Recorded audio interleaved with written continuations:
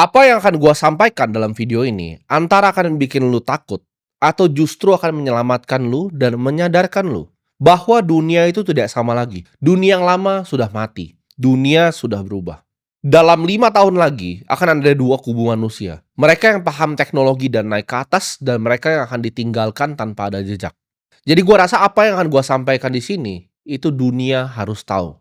Dalam 5 tahun lagi, dunia yang lo kenal sekarang, itu nggak akan ada lagi. Dari cara manusia bekerja, dari cara manusia berperang, itu akan sangat-sangat berbeda.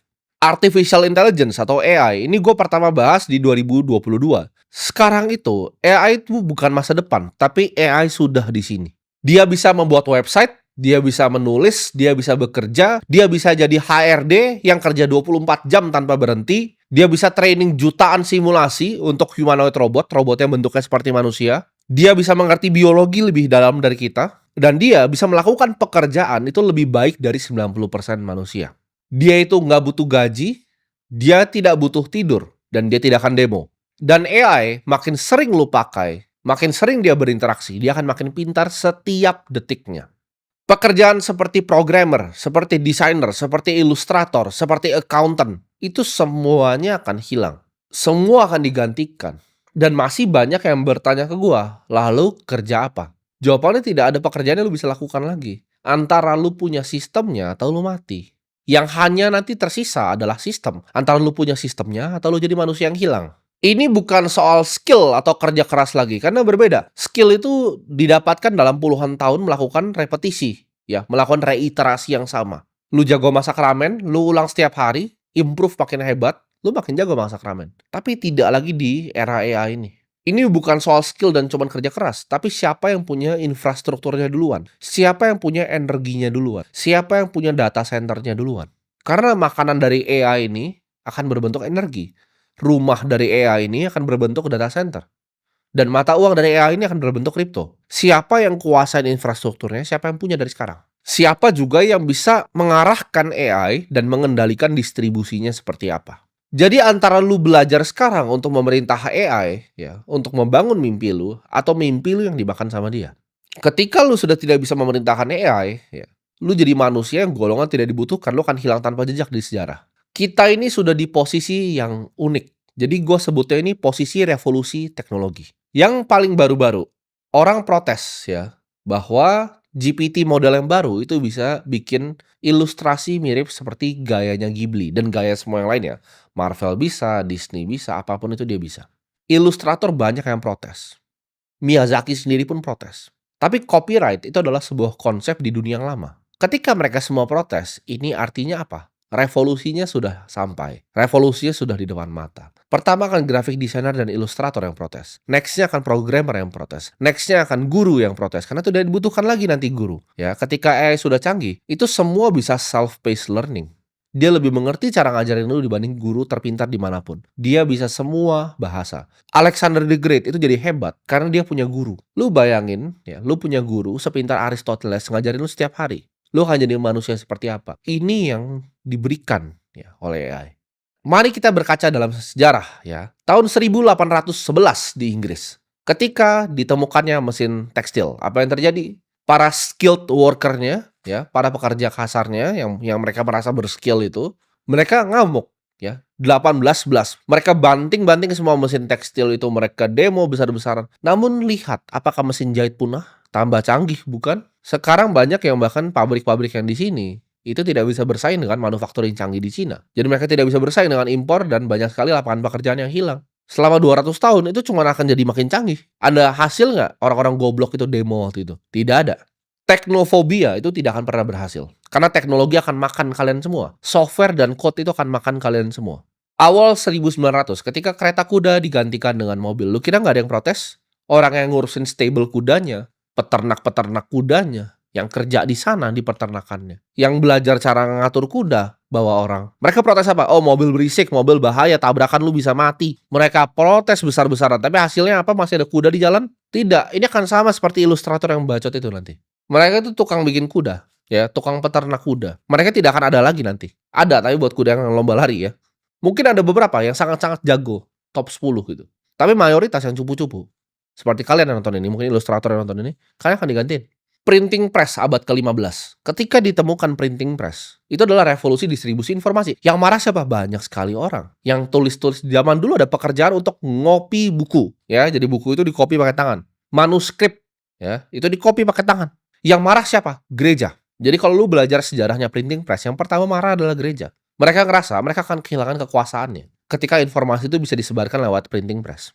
Karena mereka tidak bisa cuci lagi otak-otaknya.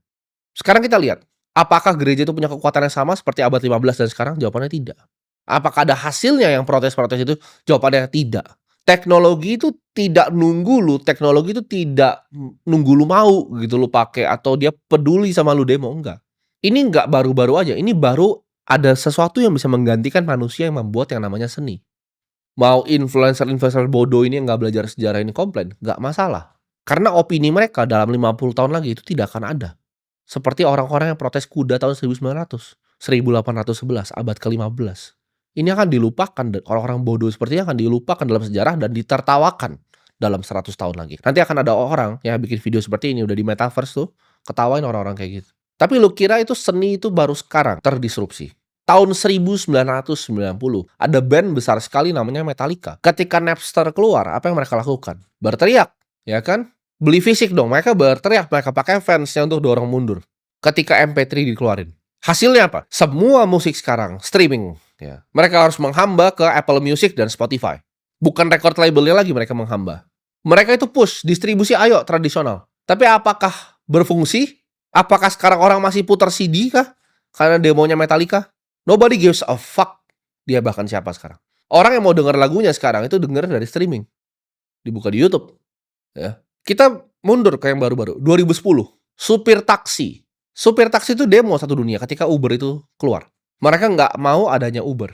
Itu macam-macam. Ada lawsuit dilempar. Nanti bakal sama nih. Ilustrator Miyazaki mungkin lempar lawsuit ke ChatGPT segala macam. Itu dilempar lawsuit. Lobbying partinya dorong ke US. Karena perusahaan taksi itu perusahaan-perusahaan besar. Perusahaan-perusahaan konglomerat. Ini nggak cuma di US, di seluruh dunia. Dan hasilnya apa? Nol besar. Dulu di Indo juga sama. Ojek pangkalan berantem sama ojol. Sekarang coba mana? Ojek pangkalan. Berani nggak berantem sama ojol sekarang? Karena semuanya ojol. Dulu ojol 1:100. Ada ojol, ada ojek pangkalannya berantem, ojolnya takut. Sekarang, coba. Teknologi nggak peduli lu siapa. Skill lu apa yang lu mau di dunia ini. Sekarang itu ilustrator. Next-nya akan programmer. Dan bahkan gua akan ngomong di sini. Ini mungkin sedikit ekstrim. Tapi kalau misalnya ada stakeholder yang mau dengar, gue ngomong di sini tentara sudah tidak dibutuhkan lagi. Kenapa tentara sudah tidak dibutuhkan lagi? Perang next-nya itu akan semua drone warfare. Antara humanoid yang mirip seperti anjing itu, bipedal, atau drone yang terbang. Jadi sisanya cuma drone lawan drone. Karena kita lihat dari di Ukraina kemarin perang, itu nggak ada manusia yang berani lawan drone terbang bawa senjata. Nggak ada manusia yang waras yang berani itu lihat ke atas. Kalau lu lihat tahun baru di Cina, itu mereka bikin drone itu bentuknya naga. Kalau itu semuanya ada senjata, mereka aja bisa bikin naga menari-menari dengan ribuan drone. Itu menurut lu kalau ditaruh senjata jadi apa? Lu masih maukah pegang senjata begitu lawan begitu? Teknologi sudah berubah. Jadi perang itu akan sangat berbeda ya. Misalnya contoh, Malaysia perang sama Singapura. Drone-nya akan dua-duanya keluar. Drone-nya akan lawan-lawanan. Ketika misalnya drone-nya Malaysia kalah, Malaysia harus langsung menyerah. Karena udah nggak dibutuhkan manusia lagi untuk bahkan men-settle dispute seperti peperangan. Jadi ke depan dunia ini akan sangat berbeda. Lu antara jadi korban dari teknologi seperti orang-orang yang protes, atau lu jadi tuannya dari teknologi, ya, yang bikin pabrik tekstilnya. Ini akan gantiin 40% loh, ya, dalam 2030. 40% pekerjaan lu akan semua digantiin. Jadi dari 280 juta penduduk Indonesia, 40% nggak akan punya kerjaan lagi di 2030. Sekarang pun udah mulai. Ini wave-nya akan mulai ya. Ketika humanoid udah mulai di shipping 2 tahun lagi, wave-nya akan mulai. Dan ini akan PHK, after PHK, after PHK.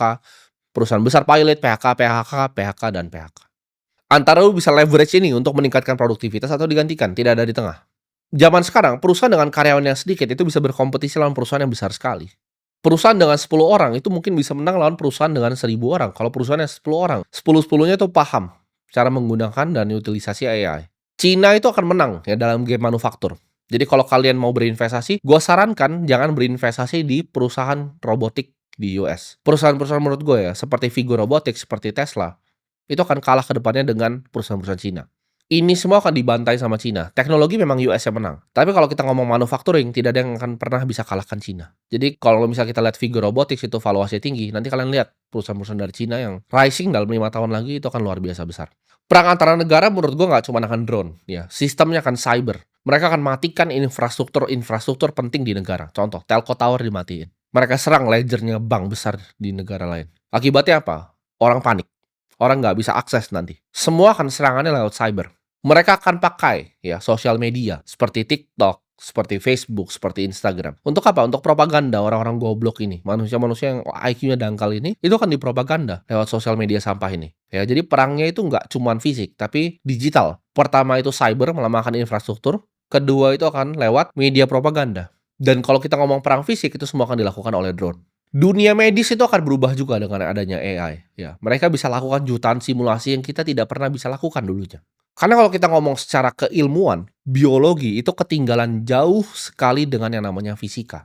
Fisika itu precise ya, hukum matematikanya. Sedangkan biologi sampai sekarang kita itu hanya tahu sangat sedikit tentang manusia. Kita ketinggalan sekitar ratusan tahun kalau ngomong antara fisika dengan biologi. Satu sel ya, itu interacting miliaran ya molecules. Yang kita belum paham. Kenapa? Karena keilmuannya itu gue sebut di sini adaptif ya dan non-linear. Jadi kita belum bisa figure out biologi. Kebanyakan dari operasi kita itu cuman belek dan keluarin sesuatu. We don't know shit about cell. Kalau fisika itu adalah hukum matematika yang pasti, biologi adalah mapping data yang berantakan. Dan kita ngomongin di sini soal probabilitas kalau biologi. Di dunia AI ini kita baru pertama bisa figure out. Makanya gue kemarin pernah share juga di Instagram story gue language model yang baru ya, yang bisa melakukan genomics LLM-nya. Ini akan bikin biologi maju ratusan tahun. Ini akan bikin biologi bisa catch up dengan fisika. Breakthrough fisika itu udah lama. Ya kalau kita ngomong dari Isaac Newton, kalau kita ngomong dari Albert Einstein, breakthrough-nya itu sudah lama ya. Sedangkan breakthrough di bidang biologi itu baru. Kalau kita ngomong CRISPR, DNA sequencer, itu baru teknologinya. Akan ada kesenjangan sosial yang terbesar dalam sejarah manusia. Mereka yang bisa pakai dan mereka yang tidak bisa pakai. Gue percaya kekuasaan negara itu akan melemah ya. Nation state itu akan melemah. Kenapa? Karena pertama kali dalam sejarah manusia, manusia individu seperti gue itu bisa punya uangnya sendiri yang tidak bisa diambil dan tidak dibuat oleh pemerintah. Para teknokrat yang memiliki teknologi ini, on-ramp off-ramp-nya ya, memiliki teknologi OTC-nya itu akan menguasai dunia. Akan ada gue sebutnya di sini network state yang baru. Jadi bentuknya mungkin bukan seperti negara yang kalian paham. Tapi ini sesuatu yang digital, yang dimulai dengan komunitas digital. Ini nggak menutup kemungkinan ya. Suatu saat gue akan beli ya area gue sendiri, pulau gue sendiri, dan gue dirikan network state gue sendiri. Dengan orang-orang yang punya tujuan yang sama, yang punya mimpi yang sama. Memiliki uang sendiri, ya, dan memiliki cara pemerintahan yang di-running semua lewat codingan. Karena gue melihat sistem keuangan itu sedang berevolusi di depan mata gue sendiri, ya. Sistem keuangan tuh berevolusi. Kalau kita lihat di Venezuela, Lebanon, Nigeria, itu depan mata ya, lihat Turki protes ke Erdogan. Kepercayaan kepada pemerintah tuh mulai berjatuhan. Dan di saat kepercayaan ke pemerintahan mulai berjatuhan, kepercayaan terhadap mata uang pemerintahannya juga berjatuhan. Di saat itu semua berjatuhan, orang akhirnya baru lari ke Bitcoin. Negara akan berlomba, karena gue udah hitung, sisa Bitcoin itu hanya 3 juta ya, nanti sampai 2100 ditambang 21 jutanya, itu sisa 3 juta. Dan ini 8 miliar manusia dan 3 juta koin. Jadi ya lu bikin matematikanya sendiri aja itu. Lu pikir aja aset itu akan jadi apa ke depannya. Bitcoin akan jadi bahtera untuk mereka yang tidak percaya terhadap sistem fiat yang korup ini. Yang didesain oleh para elit untuk merampokin semua ya hasil kerja keras kita. Zaman dulu waktu orang pakai emas ya, ketika kita bayar pakai koin, pakai emas, kita simpan di bawah ranjang, uniknya orang tuh tidak perlu berinvestasi. Kenapa? Karena emasnya itu langka. Unik kan sekarang, dokter itu harus jadi hedge fund manager, dokter harus jadi investor. Kenapa begitu? Kenapa nggak dokter dapat koin ya, dan dia bisa simpan koin aja dan dia bayar gitu. Koinnya nggak turun nilainya, koinnya nggak dipatahin sepertiga gitu loh. Koinnya nggak dipatahin setengah gitu setiap tahun. Kalau lu punya uang ya 100.000, itu 3 tahun tuh kalau robek aja itu jadi 50.000 3 tahun. Di saat itu ya gue sadar uangnya itu rusak. Apa sih uang itu sebenarnya? Uang itu kan adalah sertifikat. Kalau kalian punya emas di bank dulu zaman dulu, oh, ini bisa ditukar loh untuk emas. Terus sekarang udah nggak ada emas, terus ini apa? Kertas. Kertas apa? Sampah. Nggak ada gunanya. Nah di saat orang-orang percaya seperti itu, ya di Turki, Venezuela, hyperinflasi, Argentina, bentar lagi peso, orang baru akan lari ke mata uang yang lebih benar. Mayoritas orang akan menolak ini dan skeptis. Ya gue nggak masalah, gue nggak peduli juga. Tapi gue bilang di sini itu bukan kewajiban lo untuk sadarin semua orang. Tapi at least keluarga-keluarga terdekat lo sadarin. Dengan apa? Ya simpel, lo share video ini ke mereka. Keluarga inti lo, ya orang-orang terdekat. Selamatkan mereka. Kalau lo nggak mau selamatkan tetangga-tetangga lo yang lain. Jadi di saat badai datang, lo ingat siapa yang kasih tahu lo apa yang akan terjadi. 1861, emas itu terbang. Terjadi apa? Betul, US Civil War. 1914, emas terbang luar biasa. Kenapa? Franz Ferdinand ditembak. Mulai Perang Dunia I. 1939, emas itu juga naik. Kalian tahu kejadiannya apa? Hitler tuh invasi Polandia. Perang Dunia Kedua. 1970 ketika Nixon ya cabut fiat itu dari gold standard, emasnya justru naik. Krisis. 2001 emas itu naik. .com bubble. Nggak cuma .com bubble, tapi kejadian 9/11. Pemburuan Osama bin Laden dilakukan. Ayo, gue pengen kalian tebak, kapan emas itu naik paling tinggi dalam 5 tahun lagi? Itu gue ngomong tadi dalam skala 5 tahun semuanya. Naik paling tinggi dalam 5 tahun. Jawabannya adalah sekarang. Buat lo orang-orang bodoh, emas itu naiknya sekarang. Jadi lu udah tahu kan nextnya bakal ada apa. Gue ngomong ini bukan berdasarkan ngasal ngemeng, tapi data, fakta, dan angka. Ketika emas naik signifikan dalam 5 tahun, itu selalu ada hal jelek terjadi di bumi ini. Jadi kita tunggu aja 2030 buat yang nggak percaya dan yang mau dengerin gua. Jadi kalau lu mau dengerin gua, stop lakuin apapun yang lu sedang lakukan sekarang. Fokus ya. Belajar 2 hal. Satu itu adalah artificial intelligence, kedua adalah mata uang digital, yaitu kripto. Karena ini dua-duanya ini akan jadi bahtera yang nyelamatin lu ke depannya. Kepintaran digital dan uang digital. Semua yang lain selain itu lu buang ke tong sampah. Selamatin diri lu dari sistem fiat yang cuma akan kerampok semua hasil kerja keras lu. Solusinya apa? Pakai AI sebagai alat. Ya, pakai kripto sebagai tempat penyimpanan store of value lu. Fokus ya di belajar gimana caranya prompting language model. Belajar gimana caranya lu nge-stacking ya AI agent. Lu tumpukin itu. Edukasi diri lu tentang teknologi blockchain. Edukasi diri lu tentang gimana caranya running node Bitcoin. Edukasi diri lu tentang gimana caranya simpan Bitcoin lu, self custody. Pelajari secara mendalam teknologinya itu seperti apa. Jadi waktu lu nggak lama ya, hanya 5 tahun lagi untuk menuju 2030.